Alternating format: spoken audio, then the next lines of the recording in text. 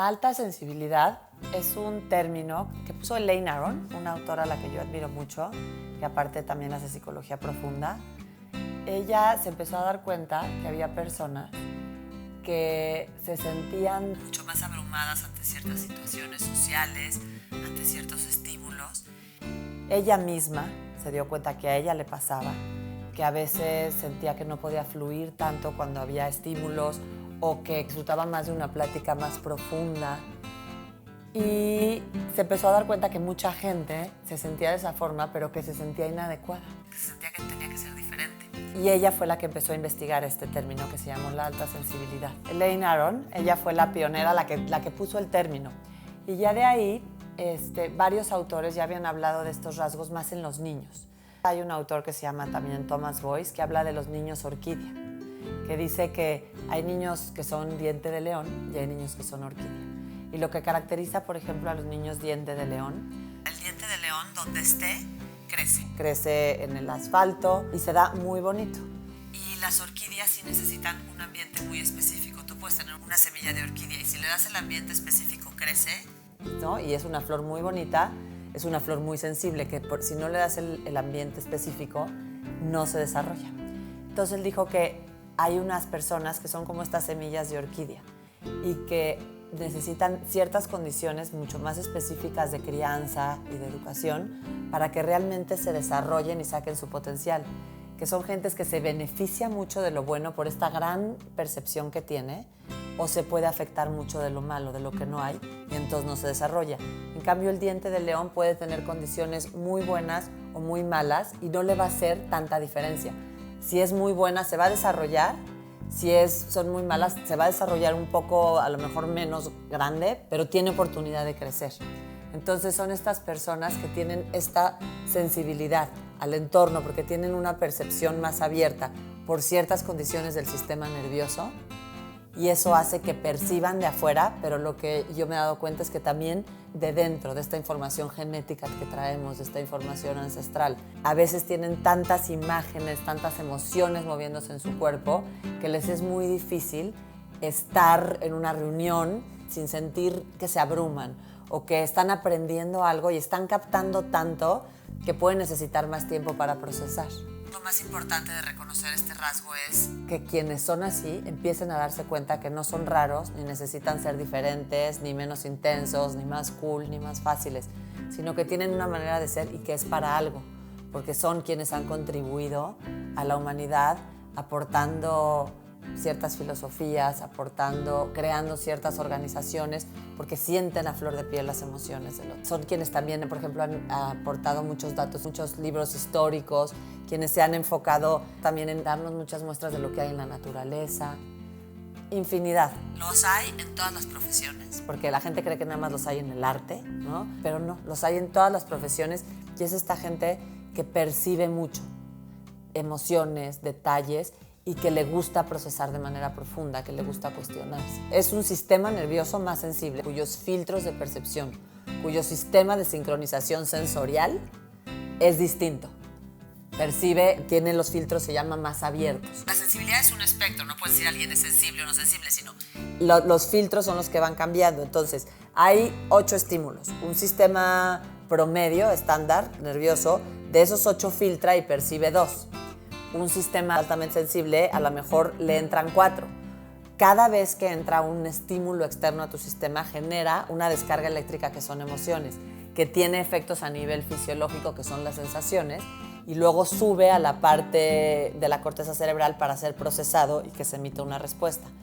A alguien que percibe 2, hace una descarga de 2, las sensaciones equivalen a 2, tiene que procesar y editar información de 2 y emitir respuesta. Alguien que percibe 4, pues tiene mucho más que procesar y tiene muchas más sensaciones a flor de piel. Eso hace que su reacción sea totalmente distinta y sus necesidades de descanso son mucho más grandes porque es energía trabajando, interviene la glucosa, intervienen muchas cosas. Entonces es una cuestión del sistema nervioso, se sabe hacia afuera y yo te puedo ir estudiando la psicología profunda y el contacto de consciente e inconsciente, que también tiene que ver esos filtros con lo que se filtra de la memoria implícita, que sería el inconsciente, a la memoria explícita, que es el consciente. Entonces también hay muchas más imágenes que a su vez también todos los recuerdos e imágenes tienen el mismo efecto que los estímulos externos. Generan unas descargas eléctricas por las emociones, generan sensaciones y generan que haya un proceso profundo a nivel de la corteza cerebral antes de poder emitir respuesta. Elaine Aron acuñó el término a mitad de los 90. Ella empezó a hacer su investigación y acuñó el término. Y de ahí, como todo en la vida, empieza el efecto mariposa. Otros autores que habían detectado cosas similares le encuentran un nombre y entonces empiezan a decir, esto tiene que ver con lo que descubrió Elaine Aron, y entonces están empezando a juntar investigaciones o mucha gente que empieza a identificar esto que notaba, y entonces está empezando a hacer todo un sistema de estudio. Hay autores como Steve Silverman que anda Neurotribes, otra mujer que se llama Jenara Nerenberg que habla del Neurodivergent Mind. O sea, ya empiezan a darse cuenta que hay neurodivergencias, hay diferencias, y que la alta sensibilidad es un rasgo que genera que haya muchas neurodivergencias, neurodiferencias, que podríamos decir que son maneras distintas de percibir, procesar, de entender el mundo y de cómo vivir. En México yo no conozco un estudio que se haya hecho como tal, pero sí es el que hizo Elaine Aron, que lo hizo en varios estados de Estados Unidos. Y ella lo que asegura, que es la que ha hecho el estudio como investigación cuantitativa, como tal y cualitativa, el 20% de la población por lo menos es altamente sensible. En un salón, si lo vemos en cuestión de niños, de 10 niños, por cada 10 hay 2. En una oficina, por cada 10 hay 2.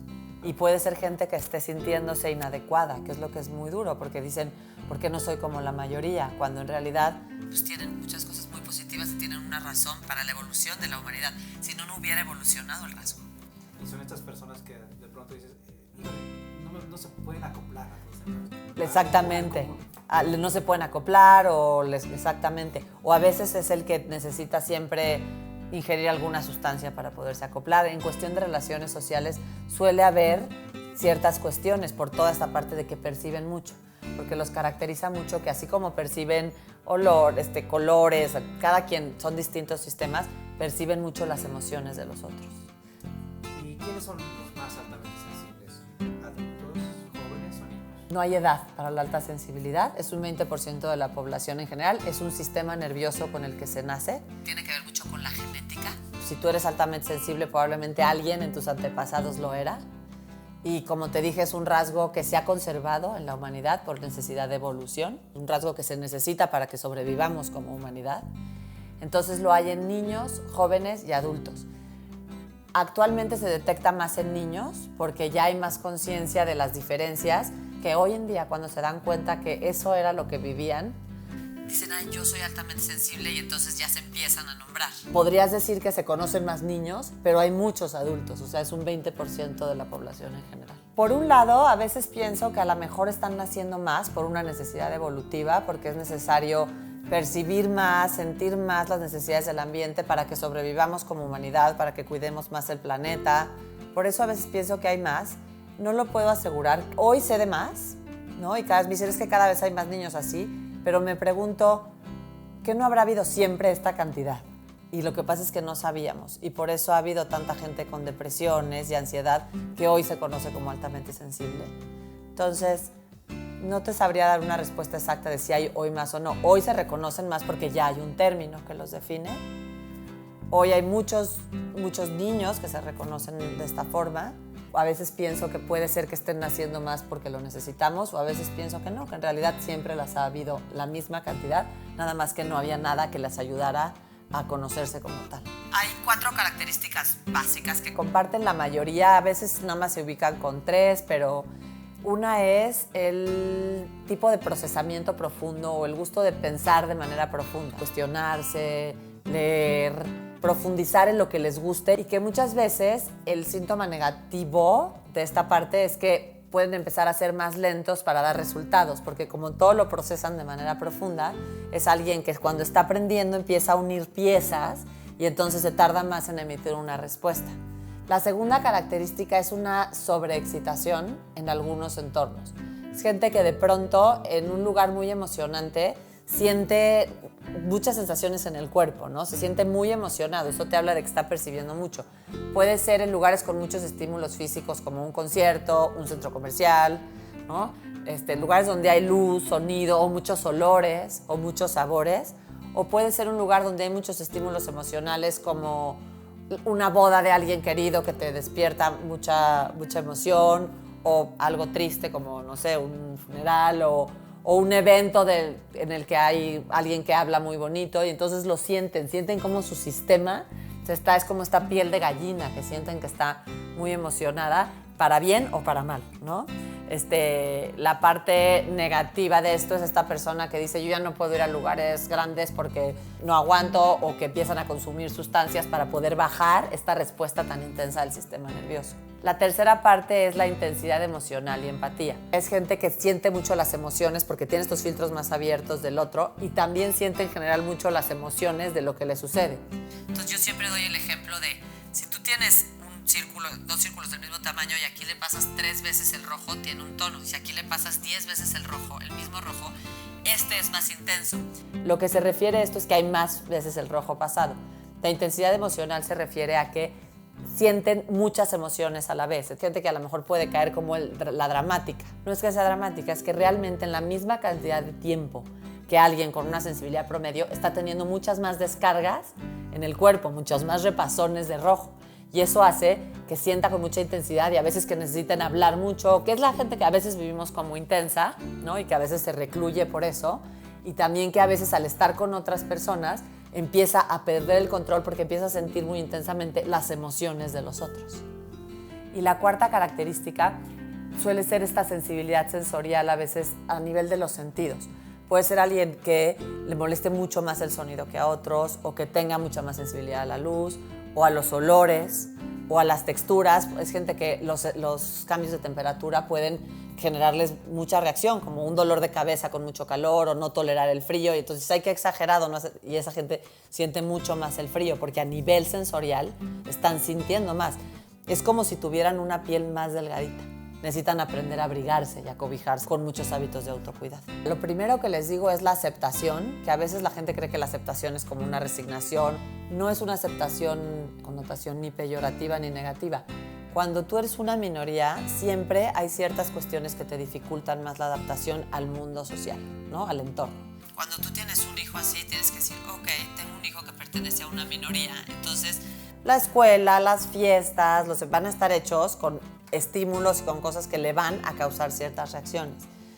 Cuando tú puedes ya aceptar que tu hijo pertenece a esta minoría y que tiene un sistema nervioso más sensible, a veces requiere un duelo porque dices, o sea, le van a costar algunas cosas un poco más, porque se llama la doble excepcionalidad, ¿no? Por un lado, se salen del promedio en la manera de sentir y en la manera de percibir, entonces pueden ser muy perceptivos, muy intensos, muy creativos, o no, muy perseverantes en lo que les gusta. Y por el otro lado, se salen del promedio en la capacidad de, por ejemplo, adaptarse a un sistema educativo, a responder de manera a la mejor más lenta, a tardarse más en poderse concentrar por el exceso de estímulos. En los dos lados están fuera de promedio. Entonces, cuando un papá o mamá acepta esto, puede ayudarle a su hijo a compensar esto, a decirle, bueno, si hay mucho ruido, nos salimos un rato, lo empieza a generar hábitos que les ayuden a compensar la parte difícil del rasgo, y por otro lado les ayudan a potenciar la parte fuerte, la parte que está llena de talento del rasgo. Entonces están estos dos lados. Yo siempre les digo a los papás, ya que aceptes, observa quién es tu hijo, porque no todos son iguales. El que tenga los filtros de cierta forma va a generar muchos y muy diferentes, es toda una gama de personalidades. Y entonces empiezas a poder compensar esto y a apoyar en esto y a impulsar en esto. Y eso hace que tu hijo vaya creciendo con una sensación de que tiene a alguien que lo observa, lo comprende y a quien acudir para hablar también de sus cosas sin que el otro diga, no, esto es exagerado o esto no me gusta. Porque si el papá no ha aceptado o no se ha amigado con este rasgo, su misma reacción no verbal va a ocasionar un rechazo que el niño percibe, y eso es lo que va a impedir en mayor medida que ese niño madure y se convierta en una orquídea. Entonces, si tú tienes una orquídea en casa y tienes 3 dientes de león, sí tienes que saber que tu orquídea va a requerir ciertas condiciones de cuidado específicas para poder desarrollarse. Y durante muchos años tiene que ser la piel de ese niño. Tiene que darse cuenta, si va a hacer mucho frío le llevo un abrigo, porque si no no se la va a pasar bien, o si está haciendo mucho calor, voy a ver cómo le hago para que en lo que empiece a acostumbrarse su cuerpo a esta nueva temperatura no le cause tanto abrumamiento.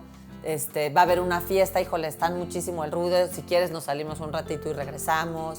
Entonces lo vas ayudando y entonces vas a lograr que se desarrolle, que florezca, porque tu labor es durante unos años contenerlo, ser esta piel que lo cuida, ser este ser que lo guía y lo enseña a conocer sus propias reacciones para que de grande él se conozca y se quiera a sí mismo y pueda sacar lo mejor de sí y tenga los hábitos que le ayuden a compensar la parte difícil del rasgo. Ya cuando crece, esta persona altamente sensible y tiene hijos, hay una cuestión hereditaria, lo comentaste hace un momento, también debe tener esa permeabilidad con sus hijos. Exactamente, esa persona generalmente puede ser que tenga hijos o nietos, sí, y entonces puede realmente decirles, no estás mal, esta es una manera de ser y de funcionar en el mundo que te va a permitir adaptarte a la mayoría, porque no quiere decir que esté bien o mal, pero con ciertos hábitos de autocuidado y que te van a permitir quererte y sacar lo mejor de ti. Y de hecho pasa mucho que cuando unos papás tienen un hijo altamente sensible, de pronto el papá o la mamá se da cuenta y dice, claro, yo era así. Y siempre me sentí mal, o por eso me costó tanto la escuela, o por eso me costaba relacionarme, o por eso agarré una adicción, infinidad de cosas. ¿Todos los psicólogos son aptos para tocar temas de alta sensibilidad? Todos los psicólogos estamos aptos para tratar cualquier tipo de problema psicológico que pueden ser resultado de una alta sensibilidad.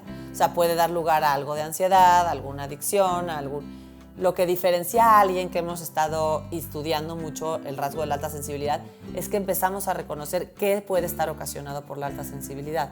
Entonces, en vez de nada más enfocarnos cómo cambiar una conducta o cómo generar una adaptación mayor, cuando tienes ya el conocimiento de la alta sensibilidad, ya puedes darte cuenta, esto viene porque tú eres así, tú funcionas de esta forma, tú percibes de esta forma, tú procesas de esta forma, no porque tenga que ver con alguna situación del pasado. Y como psicólogo también, cuando has estudiado la alta sensibilidad, puedes darte cuenta que mucho de los resultados de hoy en día es cómo interactúa el rasgo con el entorno. Y eso empieza también a ayudar muchísimo más a la persona, porque pues conoces su estructura interna y la manera en que percibe el mundo, que es distinta a la mayoría. Tiene una manera de ser que a veces el paciente pensara que debía de ser diferente, y cuando dices, no tienes que ser diferente, empieza a encontrar para qué sí le puede servir esa estructura.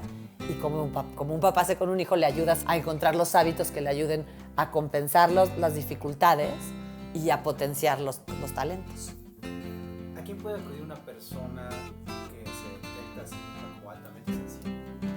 Una persona, yo creo que una persona altamente sensible puede encontrar a alguien con quien hablar y desahogar, que sea comprensivo y empático, y un buen vínculo con un amigo, con una persona cercana, es muy positiva. Cuando ya quieren realmente conocerse y ver cómo transformar su autopercepción, que a lo mejor ha sido negativa, o cuando tienen ansiedad, cuando tienen algunos de los problemas, con un psicólogo que conozca sobre alta sensibilidad, le va a ayudar a reconocerse, a darse cuenta cómo se generaron ciertos patrones y a poder transformar esa visión que tiene de sí mismo y a poder encauzar de manera positiva la alta sensibilidad. ¿Algún último consejo que nos quisieras brindar? Pues mira, a las personas altamente sensibles, que si se descubren de esta manera, investiguen sobre la alta sensibilidad, se acepten, a lo mejor pasen por el duelo de decir, chin, en algunos aspectos es difícil, ¿no? Y eso a veces requiere pasar por un duelo para que puedan encontrar la energía de decir, oye, pero pues esta alta sensibilidad me ha dado, por esto me gusta, a lo mejor si me meto más en esto que me gusta y tengo esta capacidad para percibir, puedo lograr algo padre de mi vida, hacer algo padre con mis días, ¿no? Pero sobre todo que se conozcan y se cuiden, porque al conocerse se van a poder cuidar y eso es lo que les va a dar la fortaleza. Y a los papás, que observen quiénes son sus hijos, que acepten este rasgo, que lo abracen y que aprendan y acudan con gente que sabe para que sepan cómo ayudarlos a compensar las dificultades y cómo potenciar las fortalezas del rasgo para que realmente sus hijos, dentro de este rasgo con el que nacieron, cumplan su misión en la humanidad como gente altamente sensible, de percibir, de hacer que los otros se den cuenta de lo que no se pueden dar cuenta. La gente no tan sensible no percibe tanto. Entonces, que realmente les den esta oportunidad de desarrollarse, aunque a veces la vean como algo distinto, pero que vean, realmente los lean y les abran el camino, les den el entorno para que puedan potencializar aquello que los va a hacer fuertes. Se los dejen ser orquídeas, no los quieran convertir en diente de león, y que les den el entorno que necesitan. les va a ayudar a sus hijos como seres humanos y ayuda a la humanidad, porque van a contribuir con un ser feliz que aparte percibe mucho y que tiene la energía para dar a otros.